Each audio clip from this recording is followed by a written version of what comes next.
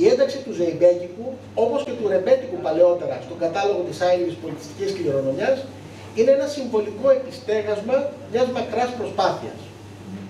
Πίσω ωστόσο από το γεγονός που σήμερα γιορτάζουμε, έχω την αίσθηση ότι η σκέψη του Δραγούμη, αν ήταν σήμερα εδώ μαζί μας, θα ήταν αλλού.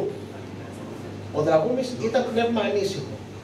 Ήταν ένας αστός λόγιος του παλαιού καιρού που συνδύαζε τη ματιά του περιηγητή με την συναίσθηση του ποιητή. Η σκέψη του θα ήταν ακριβώς στον ρυθμό της καρδιάς που χαρακτηρίζει το ζεϊμπέκικο, όπως μας λέει η Αγγέλα Παπάζου. Θα τον απασχολούσε ποια θα μπορούσε να ήταν η θέση αυτής της καρδιάς και της ιερότητας στους μεταμοντέρνους καιρούς. Θα αναρωτιόταν αν θα καταφέρει να επιβιώσει κάτι από το τελετουργικό πλαίσιο και τη μέθεξη του ζεϊμπέκικου, αυτά που τόσο απογοήτευαν τον Τζαρούχη και τον Χατζηδάκη, ή αν έχουν ολοκληρωτικά δώσει τη θέση τους σε φολκλωρικές επιτελέσεις και μπαλετίστικες χορογραφίες. Μια ακόμα ατραξιόν που απλώς έχει την ώρα της σε ένα γλέντι ή σε μια πίστα του σήμερα. Θα μας κοίταζε όλους στα μάτια και θα περίμενε απαντήσεις. Εδώ, αν θέλετε, βρίσκεται και η μεγαλύτερη πρόκληση. Πιστεύω ότι το ζεϊμπέκικο έρχεται από πολύ μακριά για να χάσει τώρα τον βηματισμό του. Αποτολμώντας μια πρόβλεψη, θεωρώ ότι ανεξάρτητα από το όποια επιδερμική προσέγγιση του, ο μαγικός αυτός χορός θα συνεχίσει να δονεί ψυχές. Θα υπάρχει, και εδώ επιτρέψτε μου να γίνω κι εγώ λίγο ποιητικός, θα υπάρχει όσο θα υπάρχουν χορευτές που θα τολμούν να πρωτοφωνάξουν εγώ σε πλήρη σεβασμό και αρμονία με το εμείς. Αυτή είναι, θεωρώ, η μεγάλη του δύναμη. Στον πυρήνα του βρίσκεται η αίσθηση του μέτρου, για όποιον φυσικά είναι άξιος να τη διακρίνει. Γι' αυτό θεωρώ ότι το ζεϊμπέκικο είναι κάτι παραπάνω από χορός. Είναι ένα ακριβό εργαλείο αυτογνωσίας. Μια ανοιχτή πρόκληση για καθέναν από εμάς να μετρήσει το εγώ του στα προαιώνια βήματα του ζεϊμπέκικου. Σας ευχαριστώ.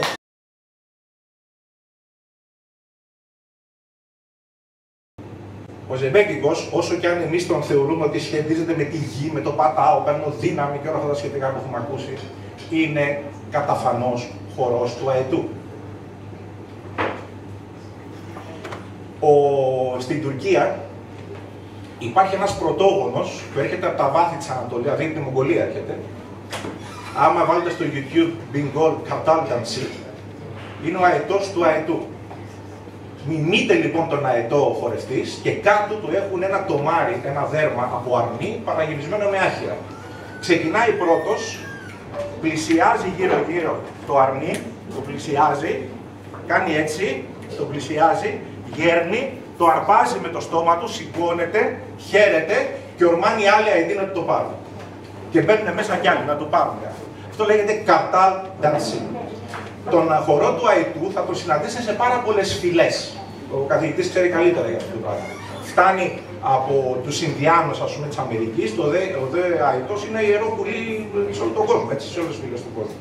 Από τους αρχαίους Έλληνες μέχρι τους Ινδιάνους και από τους Αφρικανούς μέχρι τους Αβορίγινες. Άρα λοιπόν σχετίζεται με αυτό και θα βρείτε και ένα χώρο, όσοι ασχολείστε με το YouTube, που λέγεται στα τουρκικά μένα, αλλά σχετίζεται με τους Αρναβούτ, δηλαδή με τους Αργανούς της Κωνσταντινούπολης και της Μικράς Ασίας, Αρναβούτ Καρτάλ. Είναι ο αετός, ο χορός του αετού των Αρβανιτών που ζούσαν στην Μικρά Ασία και στην Κωνσταντινούπολη. Ο οποίος χορεύεται ομοίως έτσι κι αυτός, με το ίδιο στυλ.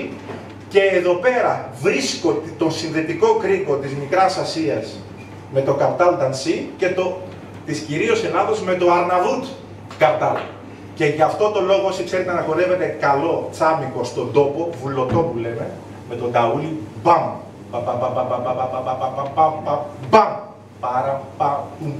μπαμ, και όλοι κάθονται, τον κρατάνε τον πρωτοχορευτή, αλλά ο πρωτοχορευτής χορεύει στον τόπο, στο ποτήρι σαν να λέμε, στον τόπο. Φέρτε στο μυαλό σας τις κινήσεις του πρωτοχορευτή στον τόπο, τις κινήσεις του, και δείτε λιγάκι το παλιό ζεϊμπέκικο χορογραφικά, όχι το χορογραφημένο τώρα θεατρικά, το ζεϊμπέκικο των παλιών που χορεύανε στον τόπο, στο ποτήρι. Για να δείτε γιατί οι Αρβανίτες είναι οι καλύτεροι χορευτές του ζεϊμπέκικου του Αλαγκρέκα και γιατί οι Μικρασιάτες, η Ανατολικό Αιγαίο, Κύπρος και Θράκη είναι στο, ας το πούμε, της Δυτικής Ασίας.